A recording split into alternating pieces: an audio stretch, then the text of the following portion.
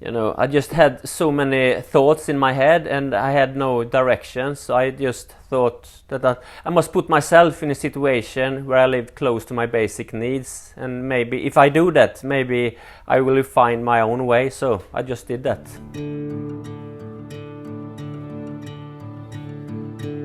Markus Torgeby was a promising ultra runner until an injury ended his career and triggered a life crisis. With nothing but an axe, a sleeping bag and the clothes on his body, he bought a one-way ticket to Jämtland forest, where temperatures plummet to minus 40 degrees in winter. For 4 years, Markus lived in a simple hut he built by hand, slept on reindeer skin and survived on oatmeal, berries and fish. On these experiences he wrote a book called Unter freiem Himmel, which is just published in Germany by Heyne. With his wife Frida, who contributed to the wonderful photos for the book, and 3 daughters, he lives in Jämtland in a house he built himself not far from the place where he had lived in a tent in the woods, which is exactly where we meet him today for our talk. Hi Markus. Nice to see you. Nice to see you too. Can you just briefly describe where we are? We are up in the northern part of Sweden called Järpen. It's a little bit cold, minus 30 degrees and a lot of snow. And the sun is shining, so it's beautiful outside. But obviously you're used to stay in the cold. The book we're going to talk about today is written by you about sleeping outside, about a time like 4 years when you, at age 22, moved into the forest. What prompted that move? What made you move outside? Maybe it sounds a little bit crazy, but for me it was just the best thing to do. To just be by myself and by my own thoughts and in my own head. And sometimes I think it's really important that you put yourself in a situation like that. Can you describe the day when you moved out into the forest? What did you have with you? How did it work? I moved up in August, so it was quite warm. When the train stopped, I just had like a backpack with a sleeping bag and an axe and a saw and some clothes on my body and some food, of course.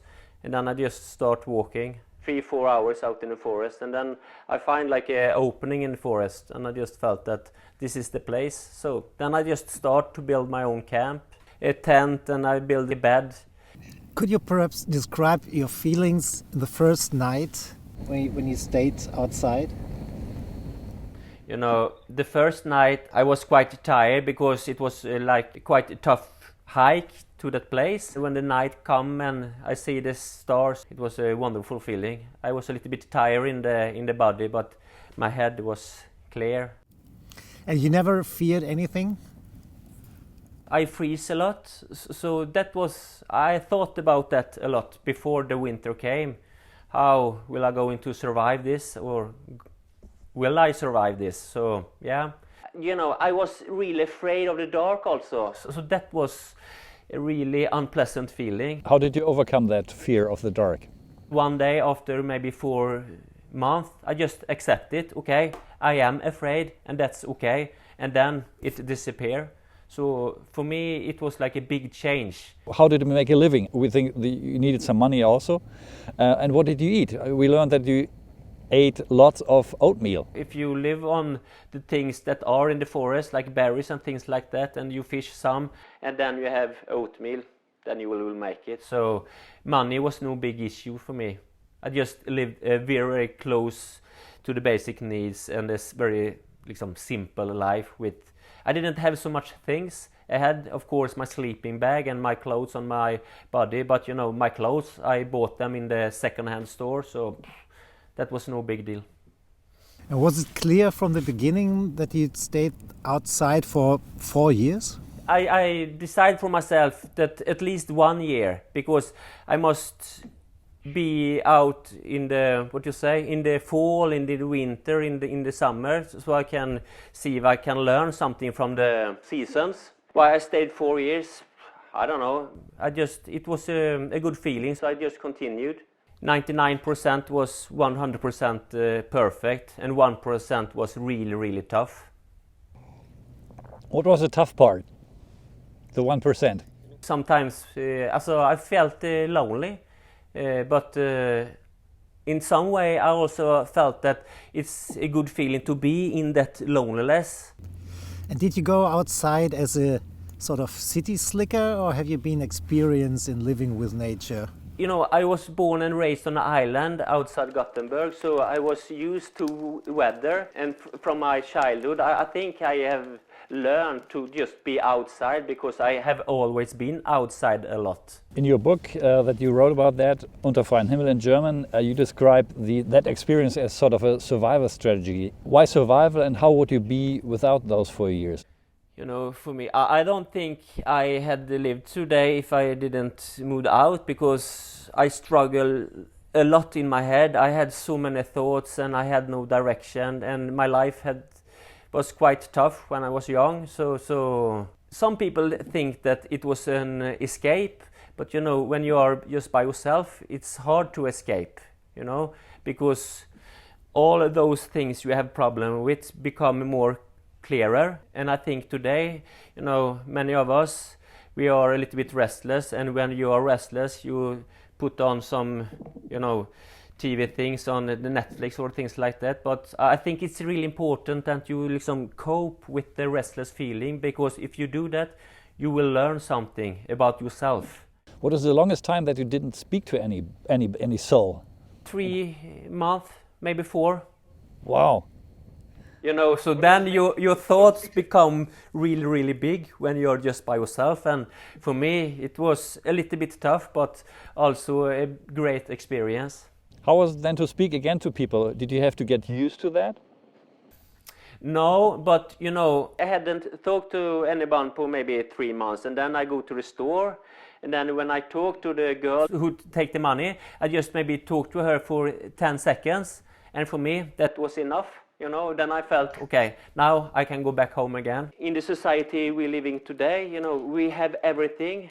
It can be a little bit hard to feel sometimes because you have everything. If you put yourself in those feelings, you will learn something, and you will appreciate the food and the conversation and things like that. In the beginning, you said that your plan was to stay in the forest for a year. When did you get to the point where you realized, oh, I will extend, I will stay for like another year or...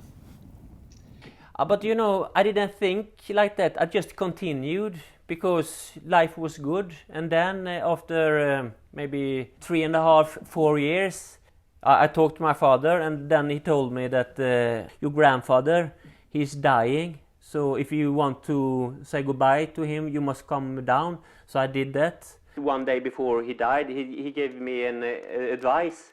And then he told me, Markus, I think the best thing for you is that you find yourself a woman, and then you married her, and then you let her decide over you. Then your life will become happy. And then, you know... Well, that's what you actually did. Yes! Frida? Yes, and then just a couple of months later, I met Frida. That's why I took I leave the forest. With her and your daughters, you're living not too far from the place where your tent stood. How is it to be with a family in such a remote place? Is it fine for the family, or are the kids bored?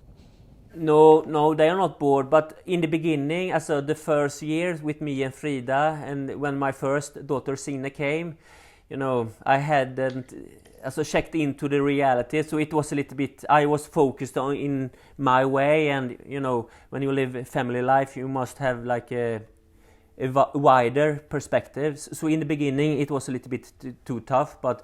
Now, since 10 years ago, life is perfect, and my kids are very healthy, and you know, and when they are going to be, you know, 20 years old or things like that, if they want to live in a city, it's no problem, you know, they can do whatever they want. But me and Frida's ambition is to build a strong foundation in the head for the kids, and I think we do that when we are living close together and also out in the nature. The spot where you put up your tent, has it got still a special meaning to you? Yes. It's a good feeling, and I still visit the place maybe once or twice every year, and sometimes I bring my kids, and yeah, you know, we talk about life and things like that.